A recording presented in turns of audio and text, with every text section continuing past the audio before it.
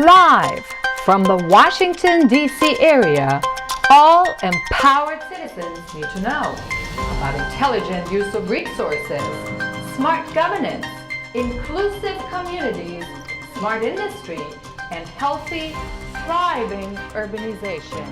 This is Smart Sustainability, the TV talk about shaping a sustainable future in the digital age with Nicolette DeVidar. Welcome to Smart Sustainability. Thanks for joining us. I'm Nicolette DeVidar. Sustainable economy, an oxymoron in 2022. We're facing so many issues on all fronts, from businesses not finding staff, from inflation eating people's wallets empty in a literal sense, from food shortages ahead to huge discrepancies of salaries and price gauges. Nothing in our economy seems to work anymore. Just look around at airports when you fly next time.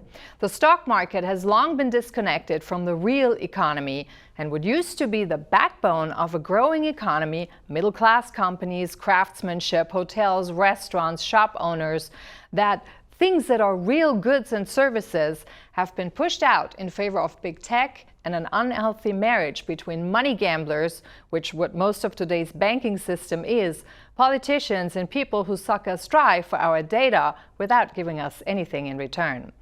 What they all have in common, though, is they behave like parasites.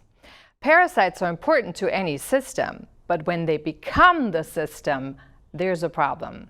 So what are pillars of a sustainable economy? How does nature handle economic exchange? What makes an economy sustainable in the first place? And what's your role in it? We want to go on a journey of discovery over a series of weeks and invite you to come along to look at various components, different ideas, follow the dialogue, and then join us in a lively discussion that we broadcast, stream, and moderate a chat online on the idea of a sustainable economy. So today, I want to start off with a deep dive on a series of talks I held with authors, significant entrepreneurial leaders, and pioneers of our time. No, not from big tech, but real entrepreneurs. Risk takers of the likes that made a country like America possible. I wanted to capture the essence of what makes entrepreneuring sustainable. Now remember, America wasn't built on safety and security, two words that have become the unwords of our time. In fact, I would declare them as the unwords of our time. America was built on taking risk, seeing opportunities, boldly venturing out, despite the fears. Something, it seems, we all have forgotten. It's like we've forgotten the core, America's beating heart, and hence are so disconnected from it. So in this series, I like to invite you to follow a couple of soul-led talks that portray different assumptions, challenge premises, and also stretch your imagination towards what could be possible. We need to learn to dream again, to trust again in ourselves, in each other, and in each of our greatness. Rising higher is the goal, not exactly shrinking down. That's a key component to a sustainable future, because the abundance we've encountered never came from playing it safe. It came from pioneering, from making tracks where there weren't any, from being before seeing, from self-responsibility and self-actualizing.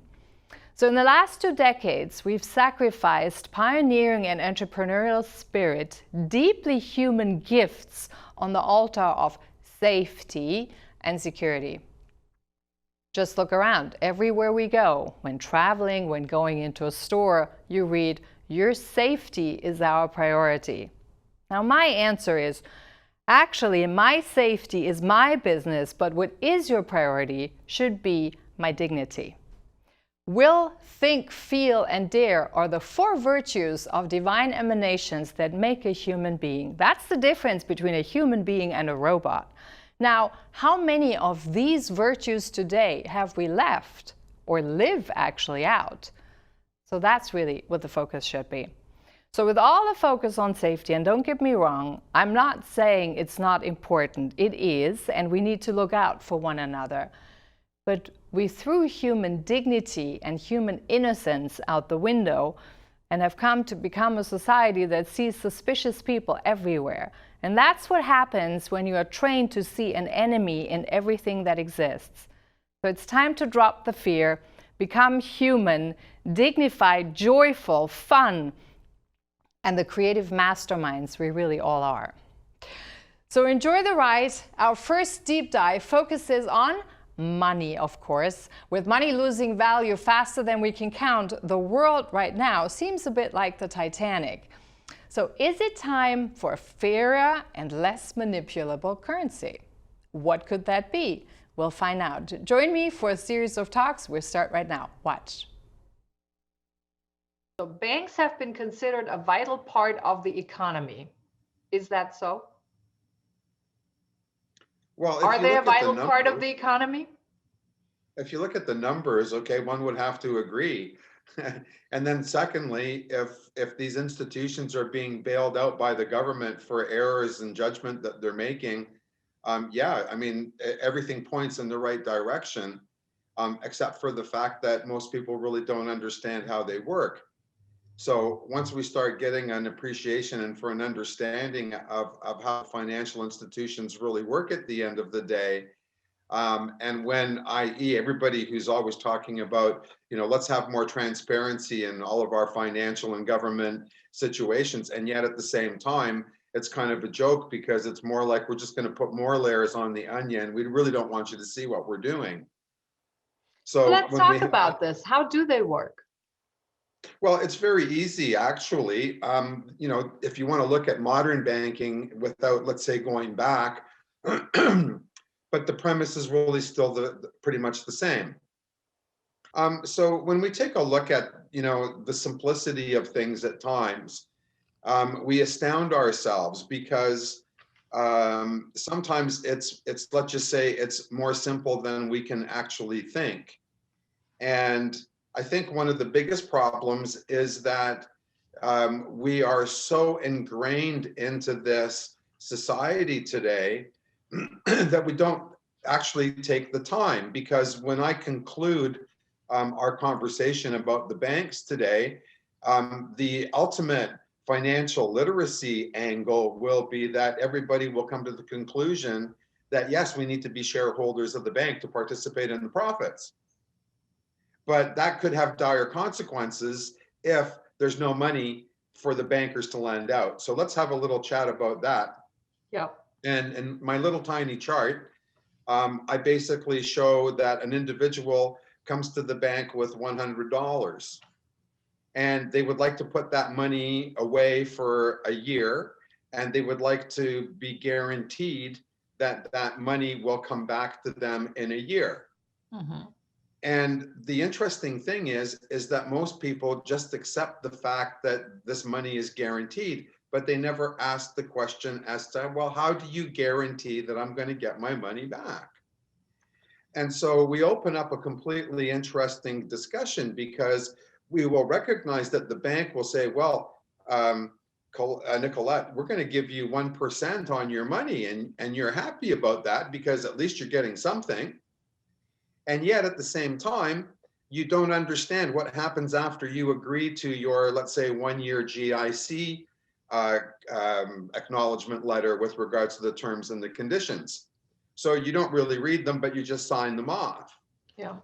However, your $100, okay, let's just say for argument's sake, you've agreed to the fact that you're going to earn 1% for the year. Mm-hmm. And at the end of the year, your money will be returned back to you with an additional $1 in the explanation of $100 deposited. And you're happy with that because there's nothing, or there's no other banks that are really doing anything any different in the sense of the short term. So you happily accept your 1%, you walk away, and you don't even really think about it. But there is somebody on the opposite side of the equation that needs to borrow your $100 for whatever purpose that they need. And so they go to the friendly bank in search of a loan. And of course, the bank people, they want to take a look at, are you working? What kind of income do you make? What's your total debt service ratio? Because we can't lend you too much money, so you won't be able to afford to pay us back. how are we going to ensure that you're going to get back? What kind of collateral do you have so that we can come back after you if you don't make your payments? So they put all the, if you will, all the terms and conditions into place. And yet at the same time, people aren't really aware of the fact that, well, wait a second, that's my neighbor's money that I'm borrowing and I live next door and they know me. So it's kind of like something that we, in essence, we take for granted that the banks need to do that for their due diligence. So subsequently, the bank finds a creditworthy person and they say to John, we're going to charge you 4% to borrow this money for 1 year, which simply means that the bank basically got $100 from you, Nicolette. They promised to pay you 1% or $1. They go out and they lend and they lend that money to somebody else who meets their criteria. That person pays 4%. So when you take the 4% and you subtract 1%, 3% is left over. And I think that's where most people get confused, because it's not really 3%. It is in the difference. But when you look at it from the perspective of a dollar bill, the bankers collected $4 and paid you $1. That means that the rate of return is 300%. They kept $3, they paid you $1. And the reason nobody complains about this, in addition to the fact that it's supposedly banking secrets, okay, that the government is actually in on the action.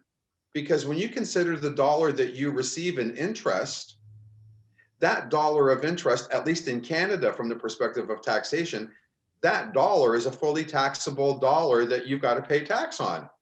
And if you just happen to be in a 50% tax bracket, that means you've just lost 50% of that dollar. So at the end of the day, after tax, okay, you've only got a 0.5%. Actually, you've got 50 cents in your hands.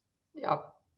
So when you really think about it, that sounds like the biggest ripoff humanity has ever come up with. Yeah, it is, absolutely. Okay. But the fun part is it even actually gets entangled into a deeper consideration, because as an example, and I don't want to get into the specifics in the sense of taxation, but let me just say this. If you're a shareholder of the bank and you're sharing in the profits, in Canada, companies that pay out dividends, Canadian companies that pay out Canadian dividends, they can pay a lot less tax, okay, than the person who's putting their money on deposit. Yeah. So you have to ask yourself, well, wait a minute, okay, Yeah. the bank brings nothing to the table. All they do is find the person who wants to borrow the money. The government gives them the taxation rules whereby they don't pay the same amount of tax that the person who's getting paid the interest, okay, is in alignment with that. And yet nobody really asks any questions. Now, if we even take it one step further, it gets even more convoluted, because we're aware of the fact that the banks operate on the fact that they only need to keep 10 cents of every dollar on deposit. So effectively, that means I can take that same $100, keep $10, and keep lending out $90, then $81, and it gets small and small and small. And in fact, once upon a time, we actually did the calculations backwards to literally the smallest numbers that you could, get to. The point being is that at that 90%, they actually end up making almost 2,600% on that original difference of the $4 collected versus the dollar paid out when we look into fractional banking. So the banks are making multiple amounts of money. And here's the part that I love as being a financial advisor, is that we are supposed to have something called financial literacy. And financial literacy means we got to understand how to build the machine. So if we understand how to build the machine, the next amazing thing is we know how to take the machine apart. But nobody ever really goes to that depth, in the sense of nobody ever asks the question, except for me. Yeah, it's amazing. If people really understood how that system works, it's amazing to me that nobody has gone on the street yet and actually asked for that system to be taken apart, because this is the biggest heist. This is the biggest heist that humanity has come up with. It is. Absolutely. And that's why they protect it. They protect it with their lives. They've been doing this for hundreds, if not thousands of years. I was actually reading something today, and it stipulated that 2000 years BC, okay, we were already into a monetary system, I think with bronze or something, and with the ancient Greeks. I mean, Yeah, but I think think about the it. big difference is the credit system, because when you look at the banking system we have today now is built on totally negativity, because it really starts with credit. It's a one-sided thing. It's take, take, take, because you don't really get anything for it. So let's just step back for a quick second so that we can tie that idea into the part about the financial literacy. Yeah. Because if financial advisors all told this story to their clients, okay, the client would ask the inevitable question, well, why should I put my money on deposit in the bank when I can share in the bank's profits and pay less tax? So if everybody actually figured that out and we truly had a financially literate society, okay, then nobody in their right mind would put money on deposit. They would just put it into being a shareholder of the bank. So the problem with that is if everybody buys shares and tries to share in the profit of the bank and nobody puts any money on deposit, There's the nothing to banker learn. simply has no money to lend out and make a profit with. Right. And that's the part for me that really makes me laugh, is that people really aren't cluing into that. And the sad analogy is because there's a word, okay, that describes this, and that's called investment risk. Okay, so we're afraid, okay, of losing our money. That's what investment risk generally means. When you look at risk needs, okay, for a client, it tells you about all sorts of different things, but it doesn't tell you that risk is loss. And if risk is loss, we have to understand, what does loss mean? So loss means, as an example, buying a stock or a share of a company, for example, for $10 and watching that drop to $5. Mm-hmm. Most people want to get rid of that stock because they've lost 50% of their money. But the loss only occurs when you sell. It does not occur because the market went down. It occurs because the individual is afraid of, wow, I've lost half my money. Now, if the, again, financial literacy part kicks in and we truly understand, what did we buy in the context of this share of this company? And if, for example, nothing changed with the company except for the share price went down, if there's no real reason for that share price to go down, one would have to say that the opportunity now is 2 times, because if I have a $10 stock that goes down to $5 and fundamentally the business hasn't changed, then at $5 I can buy 2 shares. Yeah. And one never asks, okay, why, as an example, when we look at stock markets falling, we don't ever really ask who's doing the buying. Yeah. Because without a buyer and a seller, okay, we don't have a transaction. So one person must know something if, as an example, they see a stock that went from 10 to 5 and they're willing to buy it, and then they'll be willing to buy twice as much.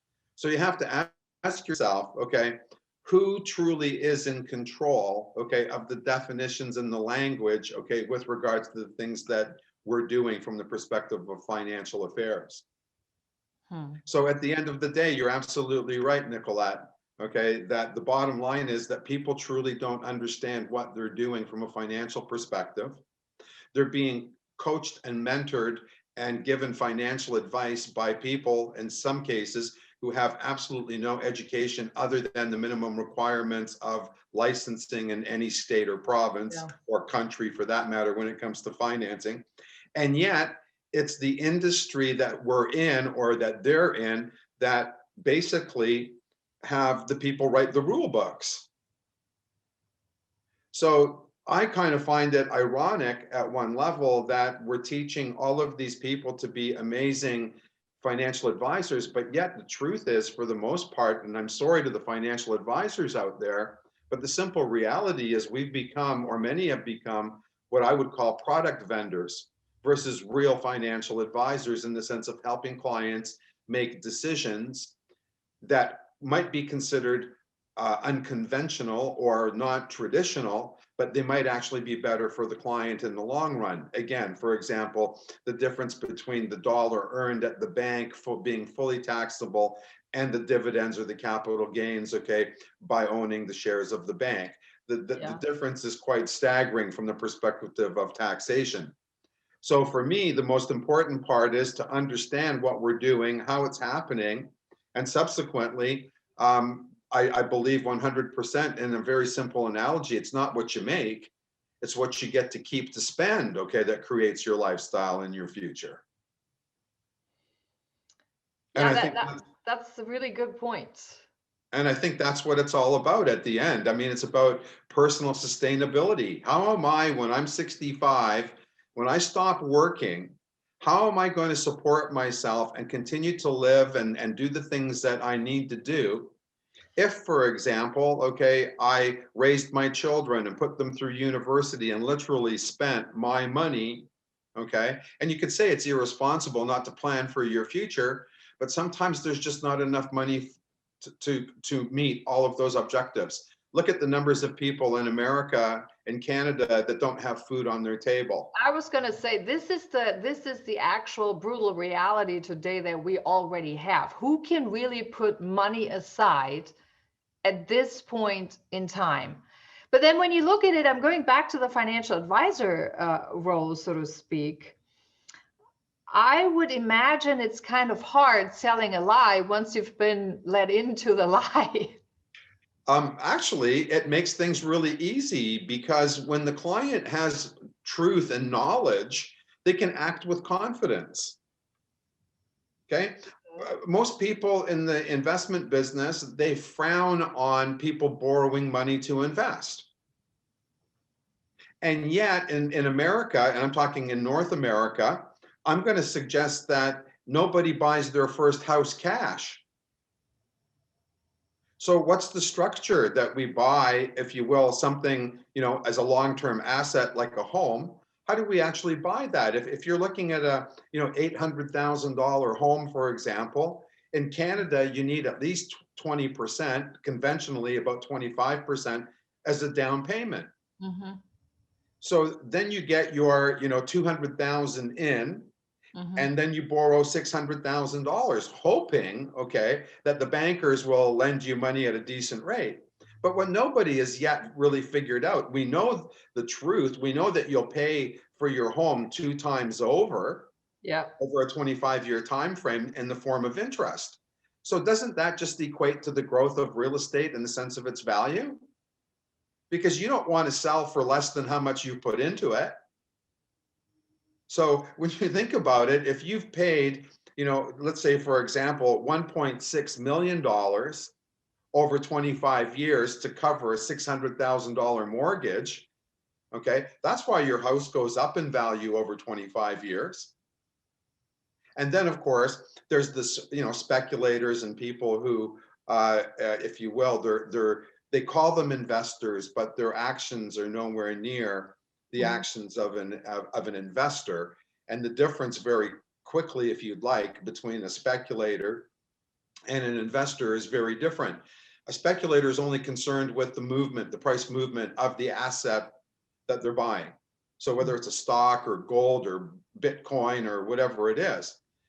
But on the other side of that, an investor, a true investor, is actually really taking a look at what by ownership of a stock, as an example, or a share in a business, do I believe that that business is going to be around? Do I believe that that business has a plan to be around in 20 or 25 years? I mean, look at all the people that were buying buggy whips back at the turn of the last century, okay, because everybody had a horse and carriage.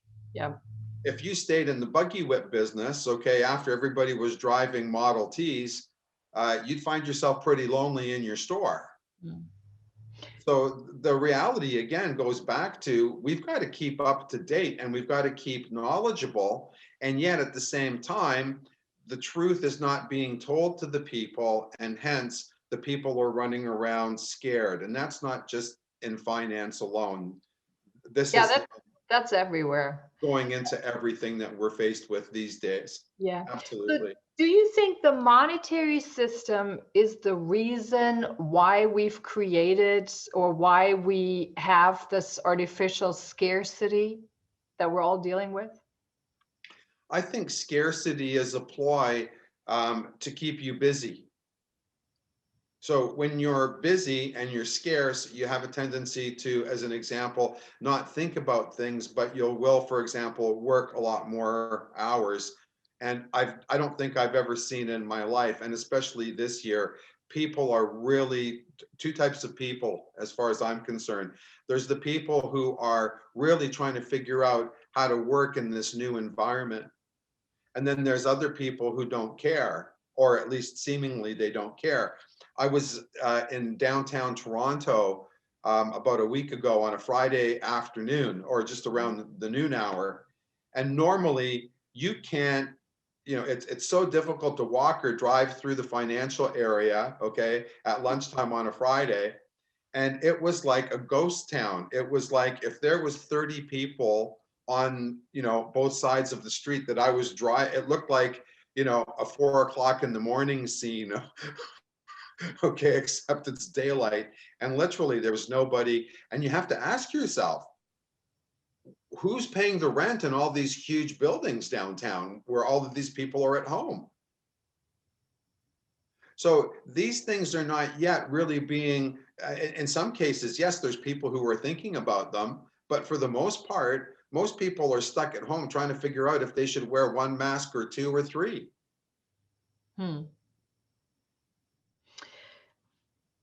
So when you look at the artificial scarcity that our system is built on, and abundance, which is really the natural way, is completely opposite. There's food. We don't have to do much other than looking great after our gardens and the yard and the earth to really have the abundance that we could have. And we have scarcity on the other hand. When we look at where the monetary system has brought us today versus where the actual nature of the planet is, so to speak, which is in nature abundance. How do we make the switch? The first thing in the sense of, how do we create a switch is to educate, is to give people a reason to look at something different. And I think that's where time equity fits, because Right. if I look at the decision or the definition, sorry, of time equity is really the continuous progress of existence and events while being fair and impartial. Yep. So, And hang on, because this is exactly the next episode. So we're going to go straight into the next episode and talk about time as a solution. So just keep going. okay.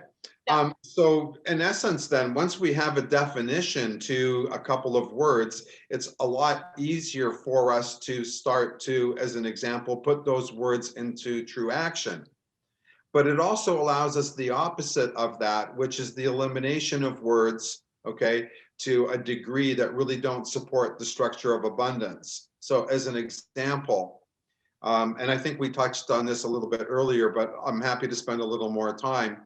Yeah. When we take a look at some of the words in the dictionary, and if we take a look at the word value as an example, it says what something is worth. Yeah, we talked And then about that. yeah, so then when you go and you take a look at worth, worth is the value or the money. Okay, so these words are strategically designed and built to support the conversation of capitalism and economics. And I think that's the biggest reason that most people get caught up in not understanding. So hence, when we can make something really transparent and show people that, look, we're all going to come to, let's say, as an example, an agreement that we're all going to work 35 hours at our chosen profession on a weekly basis. And if everybody went out and did their job, regardless of what their job is, they did their 35 hours, then they would be, if you will, rewarded by the efforts of what everybody else is doing for their 35 hours. So technically, nothing changes in the context of the value that you bring to society and to humanity. But what's also interesting is that the biggest paying jobs in the financial industry, they will be abolished because they will become the managers of time.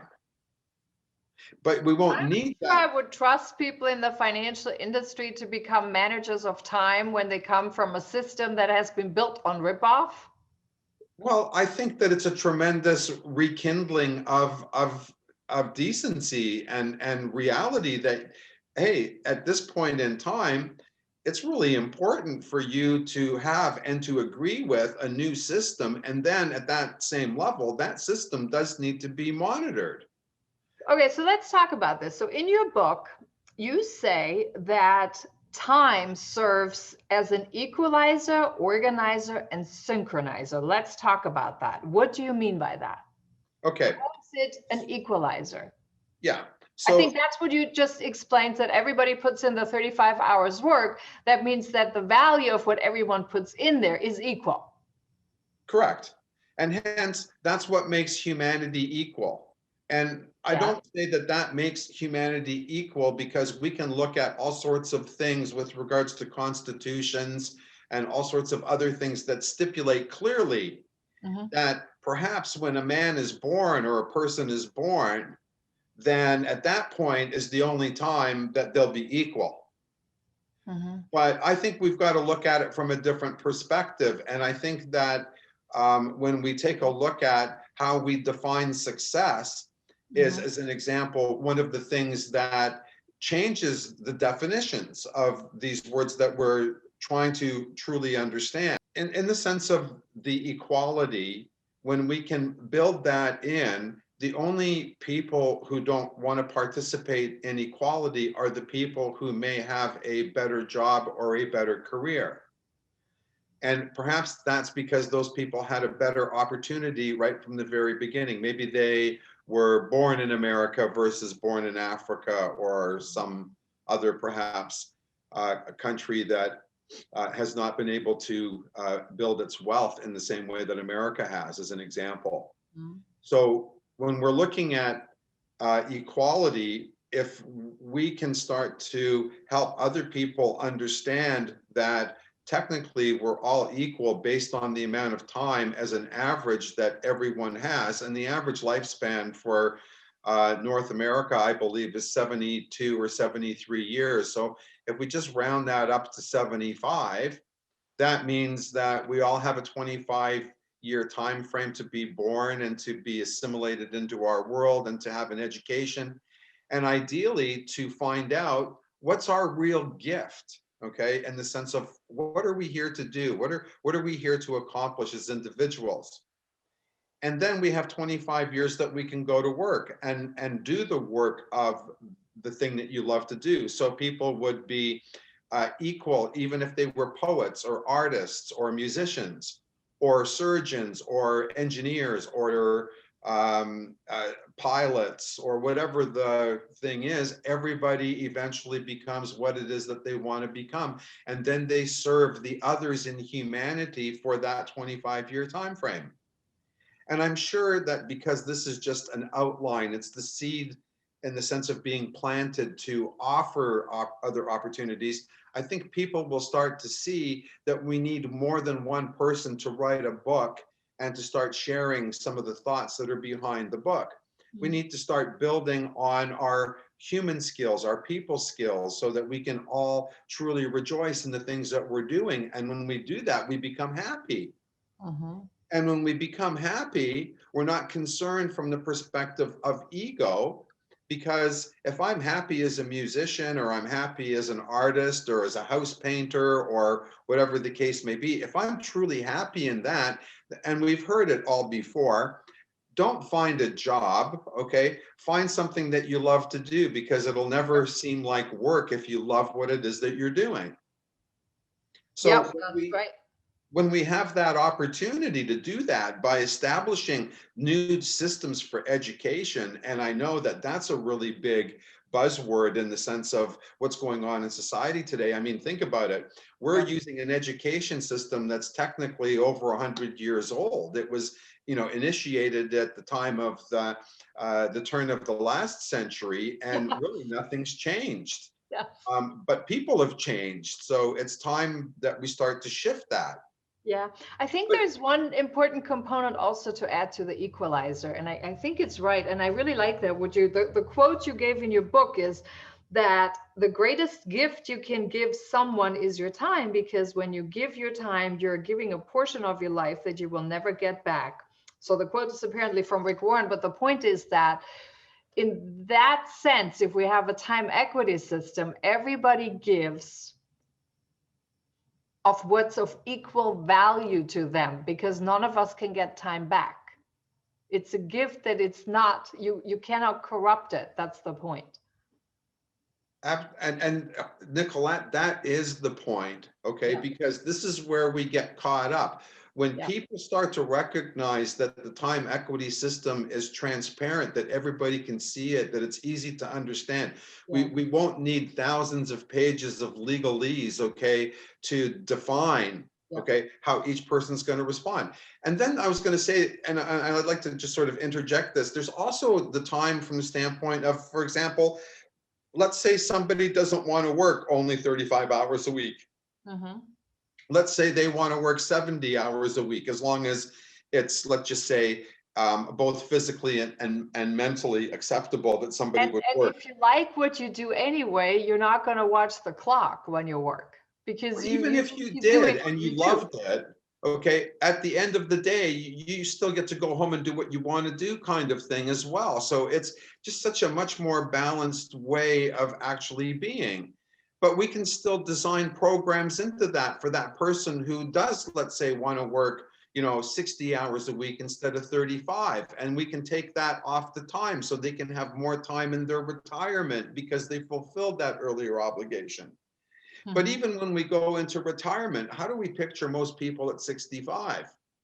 Kind of like washed up, their business is gone. There's a statistic I read a few years ago, that if you have a title on a business card that you're, the VP of International Progress, when you retire at 65, the statistics indicate that most men, primarily with a title, only live 42 months after they're retired because they've lost the definition of who they are. Their Yes, definition. and I think that's actually a huge issue for people when they retire, because they take their identity out of the title or the Exactly. institution they work for instead of really who they are.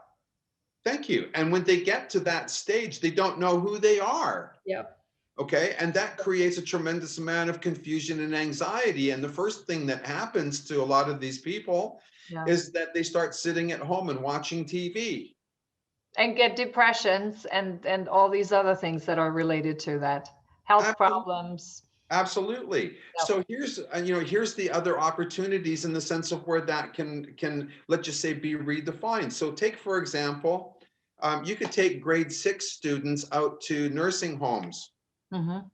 and get them to start interacting, okay, from not only a physical but mental perspective, to have those older people tell the younger people their experience in life and what they could do different and what they wish they would do different, to start to give the younger generation a reality that, hey, we're going to help these other people so that when we get there, okay, we know that there's somebody going to come up behind us and support us. Wouldn't it be beautiful if instead of reporting that we had 87 deaths due to COVID in a retirement home last week or last month? Wouldn't it be wonderful if we got those people outside and we got them physically distanced, if you will, but we're helping them exercise and eat properly. I mean, everybody knows that we need to have, vitamin D, and vitamin D is wonderful and from the standpoint of the caplet that we take. But vitamin D is something that comes naturally from the sun. What's wrong with having a bunch of people go outside for a while and just sit in the sun to get their, some of their vitamin D. So there's so many different ways that we can create and synchronize. Okay, you talk about synchronizing as well. We can synchronize the effects of all of these people that do what they do, and everybody loves it. And you can continue to do it, or you can retire early. The options are as individual as the individuals that we would have on the earth.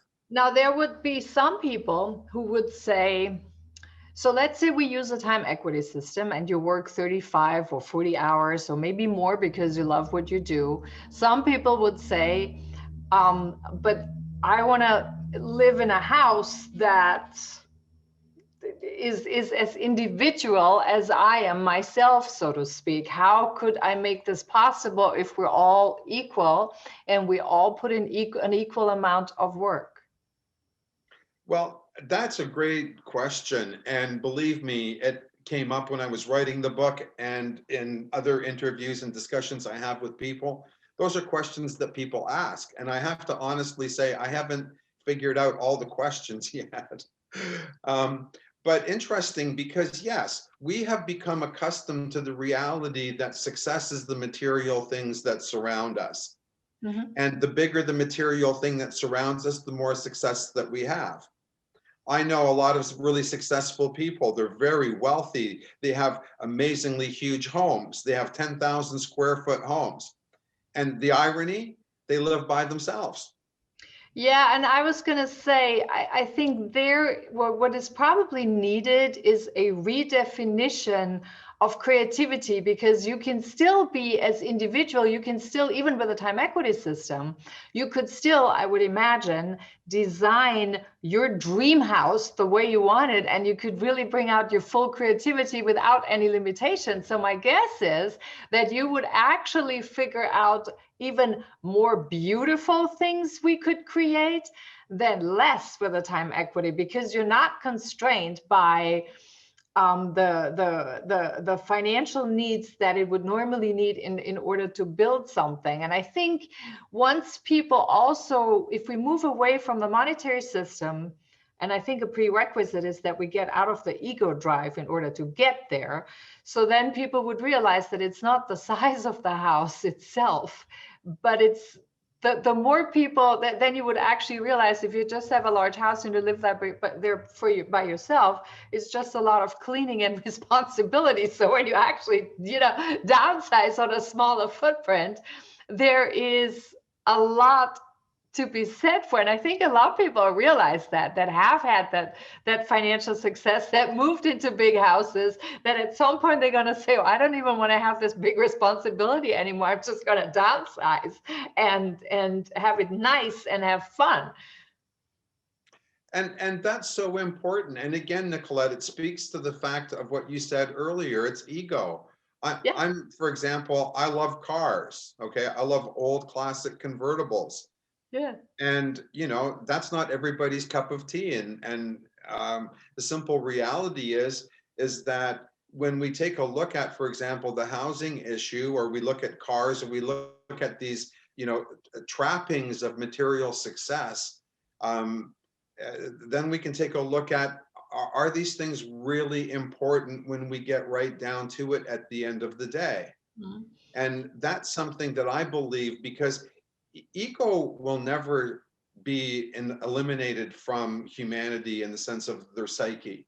Mm-hmm. Ego is a very important component. It is. But the problem with ego is the ego in control of you, or are you in control of your ego?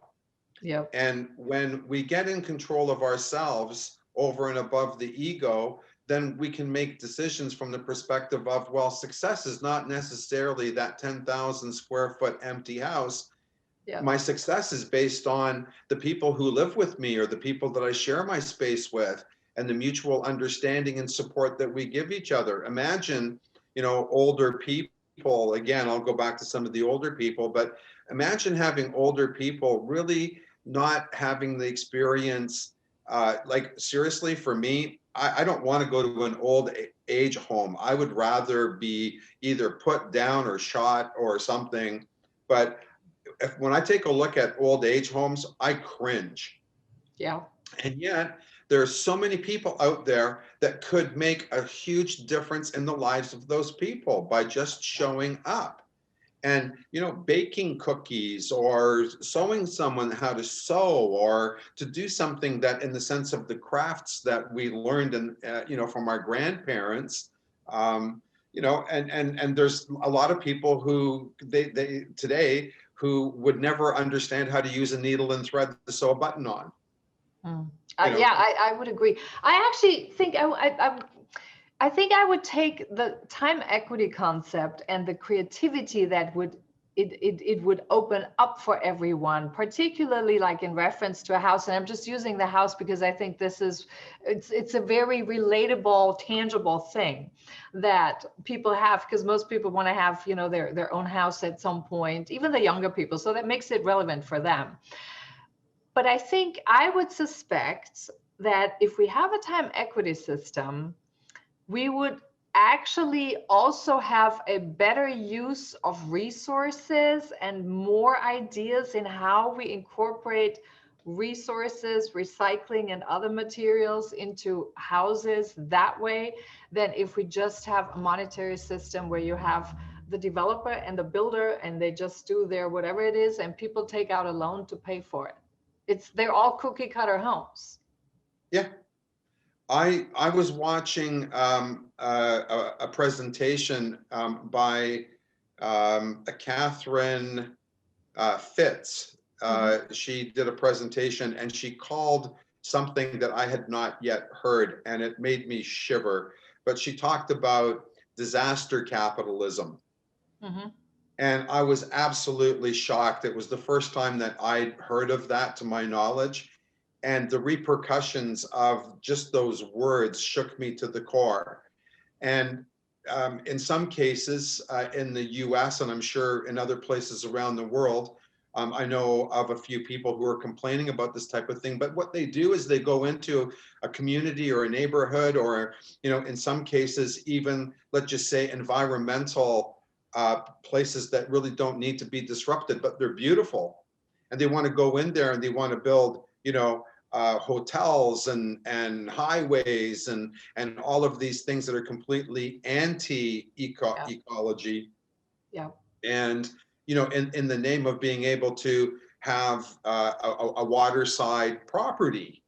And I've also heard people say recently that there are in many, for example, Caribbean countries, that you cannot buy shoreline from the standpoint of it's already been all sold. So imagine the entire shoreline of an island, being sold off for personal use in the context of, again, building these big super mansions and things of that nature. And in some cases, these places stay completely empty, or relatively close to being empty. And the waste of energy and all sorts of other things, it's not something that as we move into, 10 billion or 14 billion people on the planet, we're going to have to get a lot smarter as to how we're going to look at this thing called space and homes and where we live. And also ownership concepts. I think ownership concepts are also open for grabs because they are not, ownership concepts are not, that's also like the monetary system is an artificial man-made construct. It's not meant to be that way. The planet was made for everybody, not just for a few people. Nobody said you can get that property that's yours because it has water on there and your neighbor can't because they can't get the water on there. It's just not. It's not been made that way. No person has created the planet. No person has created the water. No person has created the air. So I found it extremely obnoxious and presumptuous of people to just declare and say, this is mine. It's not how it works. Well, look at what's happening just outside of Toronto. There's a smaller town and they have, water. They have amazingly clean spring water.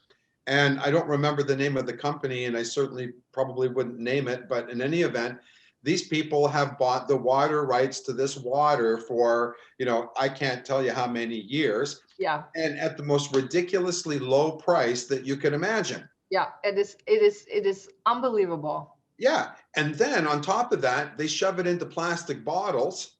Yeah, Okay, and they're always telling us about how we need to be, environmentally responsible, and yet the surge of growth in the context of plastics is in complete defiance to the logic that we have about using oil to create plastic. So, exactly. at one level, it's like, okay, we might not put oil in the sense of gasoline into our cars, Right. but we're going to turn around and we're going to use that oil for other things like plastic. So where is the ecology friendly part in that equation? I don't get it. No, because it's not there. It's fragmented thinking. It's based on greed and not based on humanity and holistic thinking and not based on a soul-led life as the human really is supposed to live. But I Yeah. want to talk a little bit about your system, the time equity system. Let's talk about the foundations of the equity system. So we talked a little bit in terms of foundation. So you have your hours of work, let's say 35 hours or so that go in a bank. We talked a little bit about you would divvy it up in 25-year lifespan increments, so to speak. So as a foundation, so you'd have 25 years, I guess that's up your first 25 years, that's for education. And then let's talk a little bit about the foundation of the system. Well, and again, I think what that starts with is being able to define that right from the beginning of life. Mm-hmm. And that becomes a part of the consideration of, if we pass away, what things would we have changed when we look back at our lives? Mm-hmm. So I think that there's a huge mix just in those two areas to create the understanding. But Mm-hmm. here's a way that I sort of love to talk about it.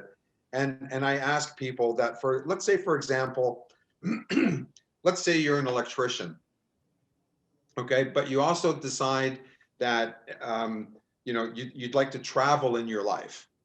Mm-hmm. So you could, as an example, with a system that pools together the people for the need. So let's say we have a country or a geographic location that is expanding due to whatever reasons, and it needs to have the needs of the electric power, the hydropower, or our friends' power generation systems. But let's say, for example, you could go here for 5 years, and you could, let's say, live in Toronto and do that work for 5 years. And then you decide, nah, I don't like the snow anymore. I want to go to, let's say, somewhere in Uruguay or in South America. And you want to go there. And you can do the same thing there, because ultimately, at the end of the day, what we would strive to do would be to make sure that everybody had the same basic qualifications. Yeah. So if you were a doctor from India and you came to America, today you can't be a doctor in America because the certification programs are different. But if we had global equality in the sense of the certification programs, then any doctor or any electrician, okay, or any hairdresser could go and work in whatever country they wanted to work. And it wouldn't be a hassle as long as there was a need for, those people to come to that country and do the work. So So would then a time equity system negate the national, so nations in a way, because you would need a global approach? well, some people, when we talk about the new generation today, they're talking more about experience than owning things. Yeah. And I would probably suggest that that would fit a model of, yes, an international, architect or whatever the case may be. And I know that these things exist already, but I think it would open the doors to be a little bit more efficiently run, so that we don't have an overabundance of unemployed contractors sitting in Toronto, as an example, when, for example, in Buffalo or Florida, we need to have somebody come in and help with maybe a hurricane or a flood or something that came and caused a disaster. How many people can we get out there to help that get back to natural? And what's the best way to put all that together? Mm-hmm. So it allows for a tremendous amount of time for people to be able to be really focused in essence, every minute makes, you make the most out of every minute that you live. And I think that's where one of the things that we have in our current society is that we have, in many cases, the idea that we're going to get this job, this education, and we're going to work for 25 years in the city of Toronto. Mm-hmm. I think that this opportunity to have this international basis that we can go and work in other countries, I think a lot of people would jump at the chance to do that. I know I would. I know that if I was in a different career, I would definitely have loved to go into places and applied that career in places that I probably will never see in my lifetime. So Yeah, I think it creates. I think that's true. Yeah, Who I would think that. who would the players be in your system? Sorry? Who are the players in a time equity system, like the key players? I don't think there are key players. I think everybody in the context of equality becomes that key player. So the key player is the human, so to speak. Each of us, individuals, all who we are. Every single one of us. I mean, when we create true equality, we automatically create true democracy. Mm-hmm. When we get rid of lobbying and financial corruption and manipulation, then governments have a responsibility at that level to be completely different than what they are now. So we're not going to have the Fed turning on the taps, or we're not going to have fiat currency. I still can't get my head around, the whole thing. But at the end of the day, the reason that they continue to exist is because we continue to hang on. Yeah. Okay. If we didn't hang on and nobody cared about money, as an example, eventually you'd find money just blowing around in the streets like garbage. Okay. I know it's a long stretch for most people to think about that, but at the same point in time, my question to a lot of other people is this: if we know we need a change, what are you doing about it? Yeah. Okay. So there's a lot of people who have, mentioned to me that I'm a socialist or I'm a communist, and respectfully, everyone's entitled to their own opinion. But at the same point in time, please don't start talking to me about something that you have no knowledge of. Mm-hmm. And I won't do the same to you. And actually, none of these systems apply, because neither communism nor socialism applies to a time equity system, because it's completely above. And you see, that's what most people get caught up in. The path of least resistance is to look at what you already know or know about, or think you know or know about. Mm-hmm. But when we shift that level of consciousness, we're in a completely different, if you will, life. We're able to really be in control of our lives. And that's why, when we talked about the ego, when we're in control of our lives, ego takes a lesser role. Mm-hmm. And that's it for this episode. Thank you so much for watching. I hope we inspired you a little bit and really stretched your imagination. That's the whole idea, because I think, as I said at the beginning of the intro, we do need to stretch our imagination a little bit and start visualizing. So I invite you to do that. You can, of course, find out more about this on my Twitter handle @Nicolette DeVidar, or find more out on our Facebook page. Thank you. Have a good night. We see you next week.